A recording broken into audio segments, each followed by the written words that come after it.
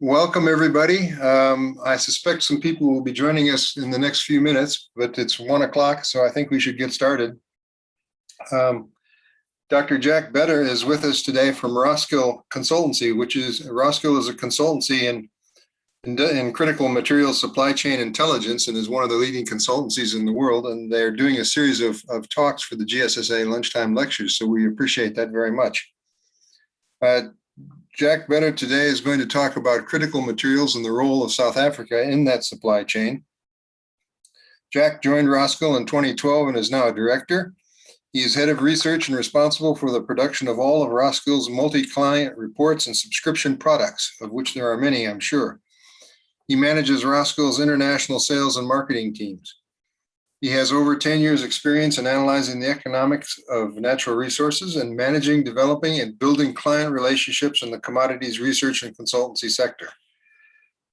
He has a BA in political science and an MA in international relationships from University College London and a PhD from the University of Cambridge, where he researched the processes and behaviors that shape critical materials supply chains.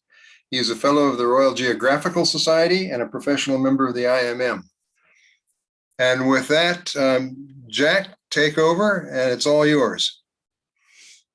Thanks, Craig, very much for the introduction. Hello, everybody, wherever you are in the world. Thanks very much for tuning in. As Craig said, my name's Jack Better. I'm head of research at Roskill, and I'm very pleased to be giving the second installment in our lecture series for the GSSA. So last time around, you heard my colleague Neil Brewster give a very informative presentation on the impact of COVID-19 on global commodity markets. And today you're stuck with me for the next 20 minutes or so talking about critical materials and the role of South Africa before we kick it open to a panel discussion. So 3 parts to the agenda today before the panel. Firstly, a brief history of the debate on critical materials, for want of a better term, and a bit of an examination of what critical materials are and how they're defined.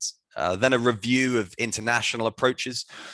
And I'll finish then by shining the spotlight a little bit on South Africa and looking at policy and practice with regard to critical materials in the country. So to start with, I think it's important to say that how we define something as critical or as scarce is subjective. Nothing is innately critical. It's a socio-economic construct shaped by context over time. And what I've done here on the first slide is to map out a little bit of a timeline in terms of how I see the debate and discussion on resource scarcity and eventually critical materials having developed over the past couple of 100 years. I think you can trace the origins of the literature to the late 18th century in the writings of the British classical economists. So Adam Smith, John Stuart Mill, Thomas Malthus, thinkers like that. And their principal preoccupation was a concern over the availability of food. They were worried that there wouldn't be enough food to sustain the ever-increasing human population. I move forward to the 19th century, and the debate had shifted a bit towards coal, whether there'd be enough coal to power industrial production and to fuel the industrial revolution that was taking place.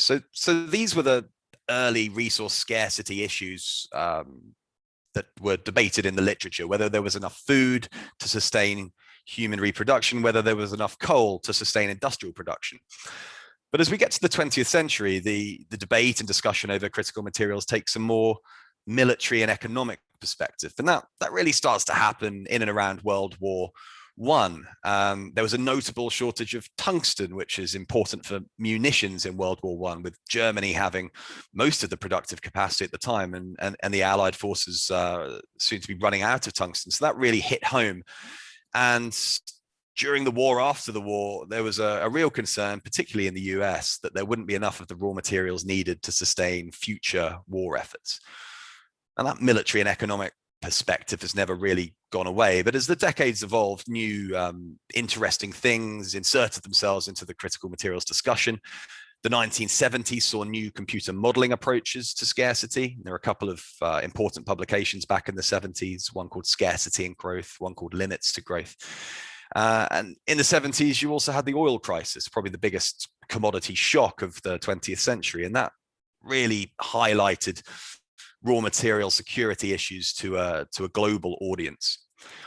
By the 80s, I think the definition of critical materials had expanded itself beyond the military and defense sector and was a bit more related to technology and new types of manufacturing. And to an extent, that's really where we are today. The term critical materials, and I'll come on to definitions in a second, but one associates it with new technologies, things like electric vehicles, but also I think the term conjures up geopolitical tensions and trade wars and things related to the energy transition and ESG and sustainability. All of these things I think are in the definitional melting pot.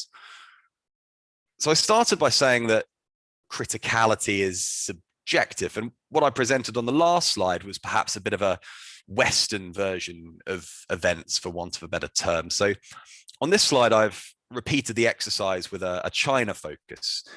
I think it makes sense to start the timeline for China in and around the 1950s, where you first saw state media attention on what are termed strategic minerals in China. But that was really focused on a critique of the then superpowers at the time, the USA and the USSR, and their treatment of critical material supply chains. It isn't really until the 2000s when strategic mineral resource planning becomes a key focus of policymakers in China. And it very much takes off very quickly and never really goes away after that. In 2001, Wen Jiabao calls for more exploration for strategic minerals. And in the same year, you have China's Go Out policy adopted, where firms, both private firms and state-owned enterprises, are encouraged and indeed incentivized to go and acquire mineral resources abroad, backed, of course, by state finance. You have the calls for and establishment of strategic mineral stockpiles in China in the 2010s. And then the term staple mineral and advantageous mineral and strategic emerging mineral all start to appear in China's 5-year plans and national mineral resources plans as well, the latest version of which introduces a catalogue of 24 strategic energy, metallic, and non-metallic minerals. So if criticality is subjective, it's no surprise that the definitions of what makes something critical are a little bit wide-ranging, but there are generally some common themes. And I've listed some definitions here on the slide. The top is my own, defining critical materials as metals and minerals which are of a high economic importance to a particular industry sector or spatial area, but are at risk of supply shortage. Perhaps a bit of a sort of Eurocentric definition. I've listed some others here. We've got one from the Critical Minerals Association that point out that maybe defense and diplomatic reasons are important qualifiers for what might make something critical. Sustainability and substitutability are also highlighted on the slide. Those are sort of reoccurring themes when defining something as critical. And at the bottom, a slightly different perspective. Maybe something is critical if a state or a local area has that metal or mineral in abundance, if it can hold a dominant position in its supply chain, if it can have competitive and comparative advantage. Of course, that's not relevant to every state, but certainly is to states like Australia and Canada and of course, South Africa. So that's a brief history of the debate on critical materials and how they're defined. I'd like to move on now to look a little bit about international approaches. So we'll start with North America. In the USA, there was a big publication in 2008 by the National Research Council, which looked at minerals that were critical to the US economy. Since then, the debate has really not gone away. In 2017, you had President Trump signing a presidential executive order on a federal strategy to ensure secure and reliable supplies of critical minerals. And the following year, the US Department of the Interior published a list of 35 commodities considered critical to the economic and national security of the US. And of course, all of this was going on amidst the context of an escalating trade war with China. And you really saw sort of critical materials really front and center of the sort of geopolitical arm wrestle that was going on at the time. Across the border in Canada, there was a Canadian Minerals and Metals Plan published last year, which made some mention of critical materials. And then earlier this year, a critical minerals list and strategy was published. I've already mentioned that China has a national mineral resources plan that has a catalogue of 24 critical materials listed. Australia produced a critical minerals strategy in 2019 and an updated critical minerals prospectus in 2020. And a strategy was published just last week focused on critical energy metals in 2021. So yeah, published a couple of weeks ago. Europe has been looking at and defining critical materials since about 2011. It publishes a new critical materials list every 3 years. The latest and fourth installment of which was published in 2020. Perhaps just important to say that these government-led strategies haven't been undertaken necessarily in isolation. There's increasingly lots of international cooperation on critical materials, or at least it's in the early stages, sort of lots of joint discussion groups between the US, Canada, China, Australia, the UK, Europe, various international governments and agencies have started to open dialogue with regard to critical materials. So what I've done on this slide is just listed some of the materials that have popped up on critical lists for Australia, Canada, China, Europe, Japan, and the USA.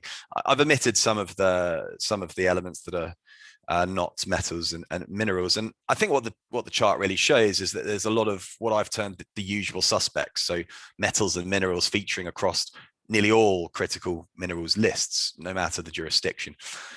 And keeping with the metallic theme, I've awarded some gold and silver medals. So we've got 6 gold medalists: antimony, cobalt, graphite, lithium, rare earths, and tungsten. So they occur on all 6 of these country lists.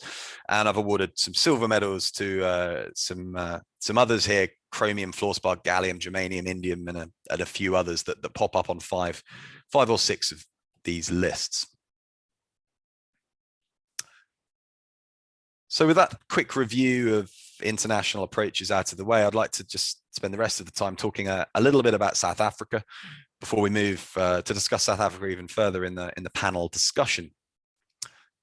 So I thought when writing the presentation, I'd use the timeline again and try and chart the evolution of the discourse or discussion of critical materials in South Africa. But to some surprise, I sort of came to the conclusion that there really hasn't been much rhetoric linking South Africa to critical materials. No mention of critical materials as far as I can find in any government publications.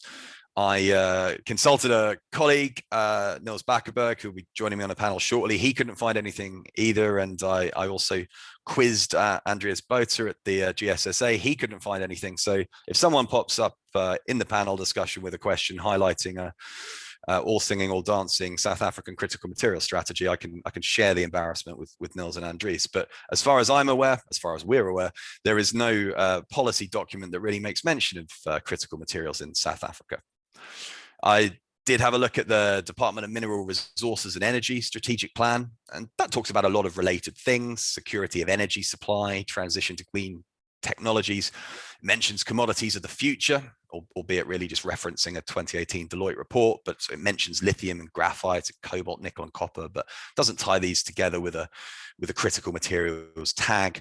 Similarly, the Minerals Council vision statements and associated policy documents seem to make no real mention of critical materials. So reflecting on why that's the case, I thought there's probably a number of good reasons. I mean, firstly, the critical material policy landscape's relatively recent. I mentioned, Canada and Australia just publishing things in the last couple of years. Okay, maybe Europe and the US were out in front a little, but certainly there are lots of major economies that haven't entertained a critical raw material publication yet. So perhaps, why should South Africa? And of course, maybe there are questions related to the usefulness of those studies and strategies that are already in place. They're certainly not panaceas that are going to solve all of the ills, related to the mineral economy. So, maybe it's been deemed not appropriate or not useful for South Africa to focus on this. And maybe that's because there are more pressing priorities to contend with in the South African energy and mining policy landscape. Another factor, I was speaking to Craig before we went live with this, and he noted that South Africa's always had a big mine focus. So maybe some of these more weird and wonderful esoteric metals are not currently on the radar of importance. Or maybe the final bullet here, it's because South Africa doesn't have too much manufacturing, so supply of critical materials isn't a key issue. Though I did note a PwC study that was released yesterday that suggested that a quarter of underutilization in large manufacturing facilities in South Africa so far in 2021 has been associated with material shortages. So there's certainly an issue related to material availability and manufacturing in South Africa, at present at least. So I'd like to finish with just my thinking on maybe why there should be some focus from industry or policymakers or other bodies with regard to critical materials in South Africa. The first reason is because South Africa produces a good deal of the critical material usual suspects that I pointed out earlier. And because of that, there's huge potential for additional inward investment and trade and strategic partnerships as demand for these commodities grows. So on the table, I've recreated the table from the previous slides. You've got all of the materials listed on the various lists for Australia, Canada, China, Europe, Japan, and the USA. You've got my gold and silver medalists at the top. And then I've generously added a South African flag where there are either productive facilities or a couple of advanced projects. And I may have missed some out. You might disagree a little bit with my positioning of some of those flags, but ultimately I think it really points to the fact that South Africa has an abundance of many of these critical materials, so is well placed to position itself within a critical material policy landscape. And secondly, South Africa therefore has an opportunity to leverage this abundance of materials to build domestic value chains in country related to the global energy transition or related to other supply chains. And there could be numerous potential benefits from that. Not an easy thing to do to leverage the downstream opportunities, and certainly not something that other economies with critical raw material strategies have cracked yet, but nevertheless a pretty important aim, I think.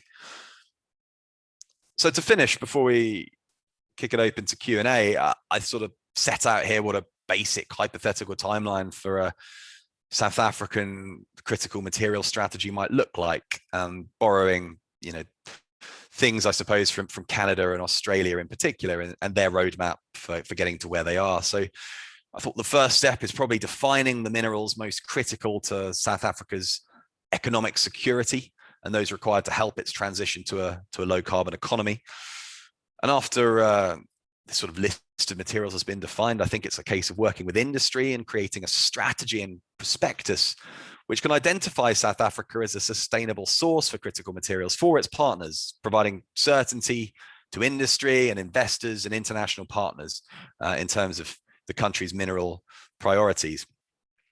I think such a prospectus approach is a good idea. It's what Canada are doing. It's what Australia have done. And you can use such a prospectus to form a basis for coordinating additional inward investment with a number of countries and regions around the world, which really seem to be scrambling to get access to a stable and secure supply of critical materials, Europe and the USA probably being the main candidates. Thereafter, I think it's all about policy, targeted policy actions to address pressure points on critical material supply chains in South Africa and helping to secure growth opportunities. That might be investment in infrastructure or particular projects, or making the policy climates more attuned and easier to develop some of these assets. And I think you also need policy actions in place to leverage the abundant critical raw materials that the country has to ensure it can move further downstream into a variety of different sectors. And if that's possible, as I said earlier, not an easy thing to do, but if it can be done, it could create lots of value, it can create lots of jobs within the country. So that was a sort of 20 minutes or so on South Africa and critical materials. I'd now like to kick open a panel discussion and invite a couple of colleagues to join me. So we've got Neil Brewster, who spoke to the GSSA last time around. He's chief economist at Roskill. And you've got Dr. Nils Bakkerberg, who wears a couple of hats at Roskill. He heads up our steel alloys division, but he also heads up our South African research and is based out of Cape Town. So with that, we'll hand back over to the GSSA for chairing the panel discussion, and thanks very much for your attention. Thank you very much, Jack. very useful summary of what's going on. I'd like to kick it off. Any questions from our listeners, our delegates in this meeting? Questions or comments?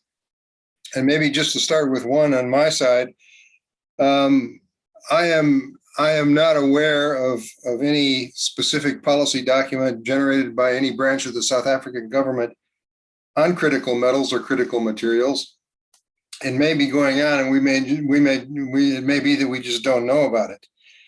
But what has been released recently is a policy proposal for comment on artisanal and small mines operations. And some of these metals, of course, things like cobalt and lithium, lend themselves to small mines as opposed to large operations, pegmatites and so forth.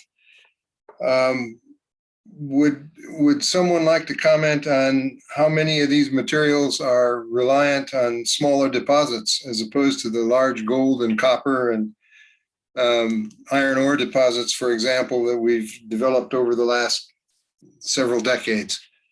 How much small mining how important is small mining going to play in the next 10 to 20 years?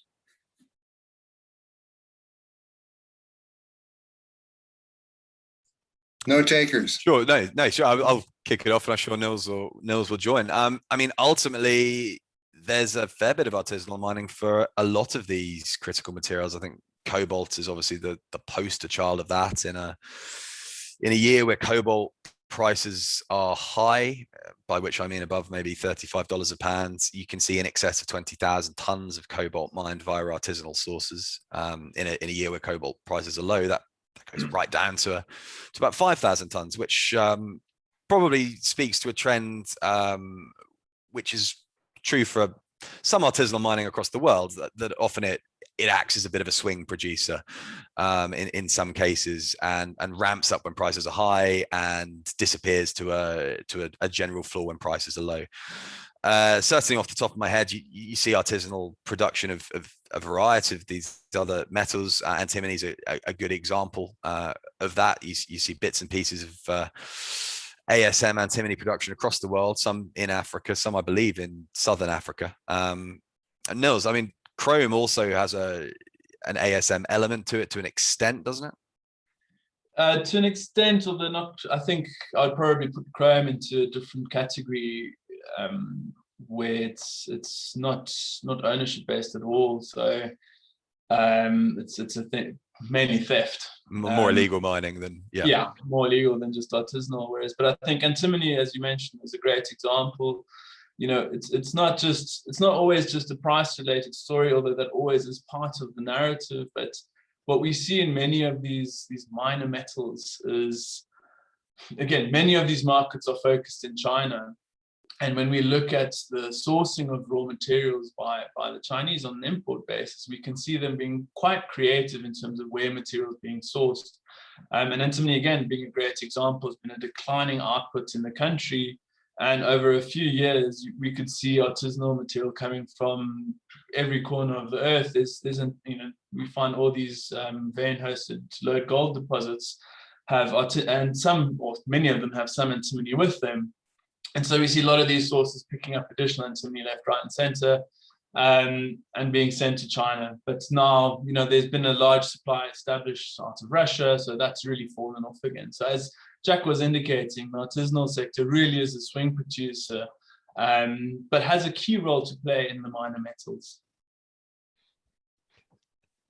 Just, I guess, Jack, to pick up on this kind of small mine issue, and I think what's interesting about that is, I think over half of investment in the mining sector is done by the kind of big mining companies, big balance sheets, $1 billion plus, multi-billion dollar investments taking place.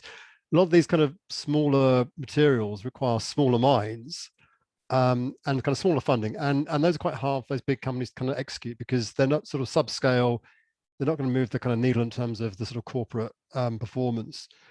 So that does kind of mean that there are smaller companies investing in these projects, but they have a very different funding model. And how they access funding, how they relate to kind of customers is just more difficult. So I think for South Africa, to develop this kind of industry, and I think as much as a sort of a a need to develop these materials for kind of domestic use. It's also an opportunity to kind of, deliver solutions for the world. Is how do you incubate these companies to be able to invest in these sorts of new products and in a sort of new sort of way? So access to finance is really important in this kind of story. The other thing is probably about the sort of value chain and processing. So a lot of these require, more complex processing. A lot of it's done in China, and it's difficult to do. So again, it's how do you break those linkages and get firms together so they can produce and it can be processed and sent to market in a reasonable way. So I think, these are sort of challenges to kind of, to develop these sort of critical raw materials markets. But they are clearly huge opportunities as well. And the question is to what degree is South Africa as a country and the government there able to kind of bring this together and be the incubator for these projects in South Africa, but also I guess in parts of sort of, mid-Northern Africa as well, as a sort of a regional powerhouse.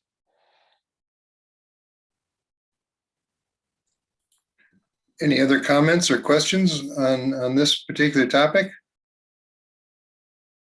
Maybe one more from me on it. If you had a list of 4 or 5 countries that had the best policy framework for development of critical resource mines, particularly in the small mine and artisanal mining sphere, what would those countries be? Would Botswana be one of them, for example?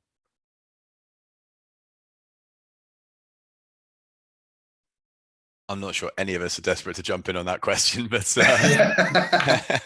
well, I think countries like Australia have developed new parts of government to focus on these markets, and that's about bringing together raw material supply, but also with that is trying to bring in processing capacity as well. So I think Australia's one where they're thinking that is much more. But Jack, I know you've worked more with sort of North America as well in terms of sort of what they're looking and thinking about. Yeah, I think generally speaking, for a good deal of the 2010s, everyone's been obsessed with just defining what critical materials are and producing list after list. And I think it's only recently where we've started to see the sort of thing you're talking about in Australia, Neil, really happening. So government bodies actually set up to try and fix some of the bottlenecks with regards to developing critical material supply chains in country. Australia is a good example. The Canadian government, I think, made about $60 million available to Natural Resources Canada over 3 years. Some of that is to promote critical materials to policymakers, but other is sort of for R&D and to spend on industry. So I think we're still in the early stages of governments I think the identification of the opportunity has been there for a while, but it's only now that you're starting to see things move out of a working group stage and actually meaningful policy action starting to at least be thought about. But we're some way away from that being productive or easy in jurisdictions like Canada and Australia. And I guess, therefore, for South Africa, I agree that there's lots to do to unpick how to go about this, how to help incubate smaller projects, as you put it, Neil. But they also wouldn't be too far behind if they got on with it now and started to have some of these conversations, maybe make some money available to do this, and started to bring industry and government together to have some of these discussions. Okay, what I'm hearing is that we're through the list stage pretty much, or we have quite a lot of emphasis on that. We need to move to the policy stage, which will move us to the exploration and mining stage, which will move us to the supply chain stage. So we're at the very early start of this journey, I guess. Is that a good way to look at it? You mean from a South African perspective? Well, maybe even from a global perspective. Yeah. I think that's fair. I mean, I think there's divergent trends across the world. China have been focusing on some of these more niche markets, let's say, for a very long time. They've in some cases, where they haven't got mineral deposits of their own, they've been quick to support investment or the investment of Chinese firms in deposits abroad. So I think in China, the focus is, you know, a couple of decades old now. But I would agree in many other jurisdictions, we're just at the start of the discussion process. And I think also it's linked to kind of sort of climate change policies. So governments announcing kind of zero carbon targets at points in the future, and it's a race to kind of do that. They haven't really thought through how they're going to achieve that. But what they're doing, basically, in places like the European Union is, and Roskill did some work recently with the European Commission on the nickel market, is to identify, to achieve these outcomes in terms of carbon objectives. What does it mean in terms of electric vehicles, windmills, solar plants? So they're doing that kind of work now, and then saying, well, actually, what's that mean in terms of raw materials? And they're going, where's it going to come from? So there really is that sort of evolution of what's happening in those institutions.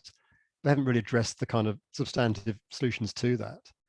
And I guess that the danger of this is, everyone's going to panic. It's going to lead to sort of a whole heap of kind of resource nationalism. And I guess you're going to get sort of China trying to sort of hoard materials, for itself, look after its self-interests. And the same with the States and Europe, and that might be a very suboptimal outcome of very fragmented supply chains. So there's a danger here that sort of by acting individually, we get a worse outcome, because markets don't then operate efficiently and effectively. Okay, Andres, you have your hand up. Do you have a? Yeah, hi, Greg. Yeah, so to the gentleman at Roskill, we talk often about mining of the CRMs and where they are and how our countries can contribute to that. Curiosity though, where's all of this stuff being refined? So I mean, in the back of my head, at least, I think cobalt, everything goes to China and it gets refined in China and then gets sent to the rest of the world, either for further manufacturing or in a manufactured form. I wonder if you can just comment on that list of your gold and silver medalist. How much of that is actually refined in China or is refined in other parts of the world, in a meaningful percentage? Well, I think for probably all of the gold medalists, China is the place everything is refined. I mean, certainly it's the case for antimony. It's also the biggest mine producer and refined producer. Those trends are changing over time, but China is still number one.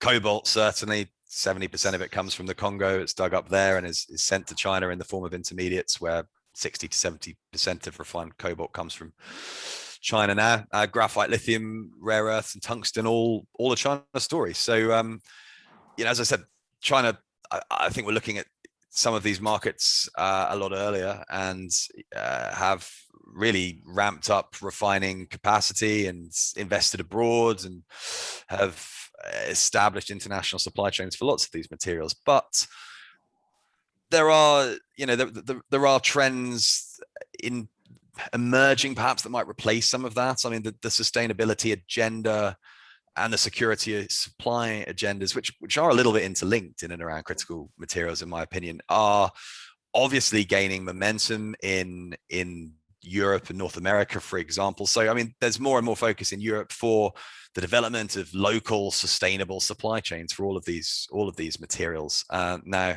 you're not going to be able to mine all of the cobalt that Europe needs in Europe, and you're not going to be able to probably refine it all in Europe as well. But there are certainly moves towards making supply chains, firstly, more sustainable, secondly, more green, and thirdly, from a security of supply perspective, less China focused. So perhaps the winds are changing a little. It's be interesting to see how things evolve. I guess, Jack, just on that, I guess what we are seeing in China is, clamp down on environmental emissions, right? So they're doing all the processing at the same time they are clamping down on emissions, and that's causing, I think, issues potentially in terms of who's going to process this stuff because of the effects it has in terms of the innate waste you produce and some of the processing steps here. At the same time, in Western markets and amongst investors, people are very much talking about kind of ESG type issues, and there's an argument that says ESG won't be an issue in terms of production, but it could be a constraint on output and supply. Artisanal mining's is an important aspect of that, but not just that. And we are sort of putting up barriers to to investing and making it harder and processing as well. So I think what policy areas are sort of identify the need for these critical materials, but also making it harder. And I think, you know, I think it's very interesting in the last kind of weeks and months, really, you see this kind of mood changing about the role of mining, and people are much now saying, well, actually, you know, we don't like oil and gas, but actually we quite like mining companies because actually we need them as part of this sort of forward-looking agenda. Yeah, so isn't you kind of happy with how views are evolving? And I think we are seeing investors coming in to sort of identify opportunities here. So you know, people putting funds together, looking to place money in new projects. So I think, you know, the market will probably find a solution to these challenges. But I think along the way we are sort of, you know, we are creating bottlenecks and volatility. And that's not going to be a very smooth path, and therefore not help the evolution of these markets and cause volatility in prices, and probably higher prices as well, I think. Yeah. Well, I think you touch on a good point there, Neil, with regards to the whole policy changes in China. You know, if we look at, you know, coming back to Andres, to your question of where's refining capacity developed, you know, fundamentally, when we're looking at the consumer markets, we're looking at the costs at which you can bring a product to the market. Chromium is a great example where South Africa has the ferrochrome capacity, was the leader in that sort of refined market, supplying the whole world with ferrochrome for the stainless steel industry. China looked to develop its stainless steel industry along with its own growth. And, you know, it didn't trust the South African electricity grid, so it decided to invest in its own ferrochrome capacity and effectively has shifted that industry across. And over its development and investment in that industry, it has become cost competitive. It can compete on a cost basis. Okay, Eskom is a key impactor in regards to the alloy processing issue from a South African perspective. But that has really been, you know, these conversations about an export tax for chromium. You know, there's this whole discussion of where is the value in these industries for the country. Now, this whole shift in China with, you know, reducing emissions outputs, capping their steel outputs, all of this is changing their cost structure, because this ESG issue is not a cheaper way to produce raw materials, but it requires support. And so just to bring this back to what Jack was talking about in terms of, you know, all these industries needing to come together across the supply chain, you know, and Europe is investing in battery capacity to meet their EV markets. And, you know, it's not done on a cheap basis. It's done from that ESG perspective, or at least with that hat on in terms of to support those industries.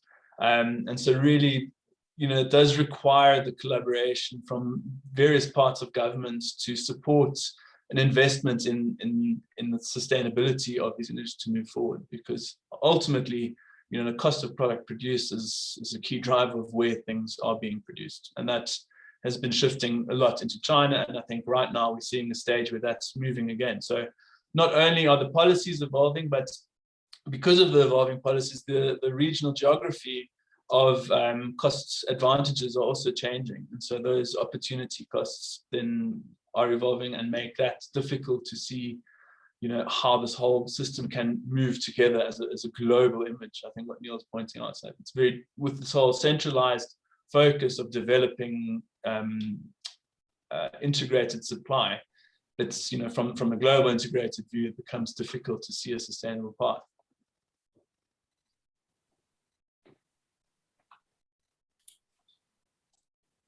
Any other comments or questions from anybody?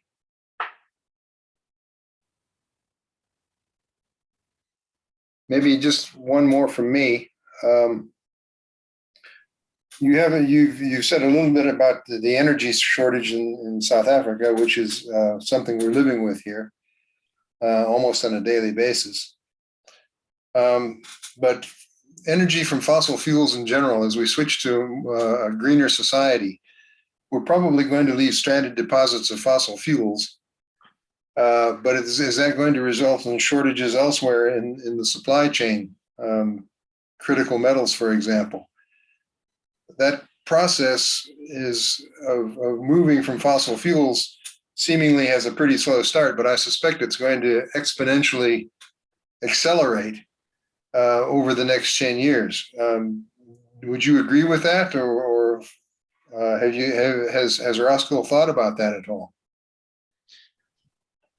Yeah, I mean, look, from the raw materials that we're looking at, I think rare earths and all the battery raw materials are clear indications of where policies is driving energy consumption towards. And so we do see those kind of trends happening in there. And even in South Africa, we can talk about the support for off-grid power supply, these recent changes on policy for Eskom, offering some opportunity here, but that in itself is a long way off to support us here from having electricity 24/7. But yeah, I think definitely we are seeing those trends taking place. I don't know if Neil, if you or Jack want to comment more on that. I guess sitting here in sort of the UK, I mean, it's happened, right? I mean, it's happened. I mean, so we've basically effectively closed down our, coal powered generating capacity in the UK. It's gone, and there's huge potential here for sort of offshore wind, not so much solar, but there is some solar, and I don't know about South Africa in terms of energy markets, but I mean, there's also lots of wind opportunities and solar opportunities. And I think in terms of cost of installing it, it really, it is cost effective now to kind of install that capacity. It's about the right sort of investment context to kind of put the money down to kind of make those sort of commitments and the right sort of framework and pricing around it. So, I think again, that's the policy blockers that stop that. But I think, there's sort of, and that would be transforming, I think, in terms of what it means for the ability to sort of process process material as well. I mean, if you've got cheap power, you can produce water and all sorts of things, and we're seeing that in sort of Latin America now as well. So I think that's happened. It's happening, and you get that tipping point, and we're kind of there in Europe, and that will follow, I suspect, in Africa and South Africa in the coming years. Yeah, I'd agree with that. You've definitely, it's happening certainly where we are. You're going to have divergent trends at regional levels, but I think that the direction of travel is clear. I don't exactly know where South Africa is on that journey, but lots of potential with regard to renewable energy. And I've always thought, I mean, I look at vanadium quite closely. Vanadium redox batteries are touted as maybe one of the technologies for electrochemical energy storage, along with lithium ion and some other technologies. And I've always thought South Africa is a great candidate for energy storage systems, because it's got Eskom, so there's a problem, and it's got sunshine and a huge coastline for potential wind power. So with the right regulatory environment, it's also got vanadium, by the way, third biggest producer in the world. So with the right regulatory environment, with investment, some of the challenges that have perhaps hobbled South African manufacturing and industry over the last few years could be, quickly turned into new opportunities. I suspect that one of the problems we do have in South Africa, first and foremost, is the regulatory environment. And we're constantly commenting on these kinds of things, but it does need improvement. Is there any other discussion, questions, comments from any of our audience? Either raise your hand or unmute yourself.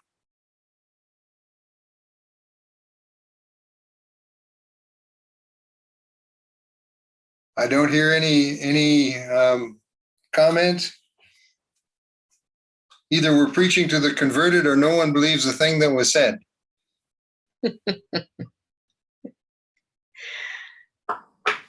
Nolene, would you like to close off, or should I go ahead and do it? Craig, it's all yours. Okay. Well, Jack, I'd like to thank you very much, and also the other team members at Roskill.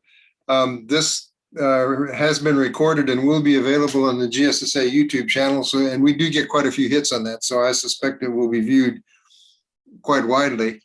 But thank you very much for participating in this series of lectures. I guess the next one will be end of September. Nolene, is it end of August or end of September? End of July. End of July. End of July. Okay, so the next one will be end of July, and we look forward to that. Thank you very much for agreeing to produce these lectures. I think they're very valuable, and it puts the focus on some of the local issues we have in Johannesburg and surrounding areas. So thank you very much. And with that, I'll close the meeting. Thank Thanks, you. guys. Have a lovely weekend. Thanks all. Thanks everyone. Thanks Greg and the GSSA team. Cheers all.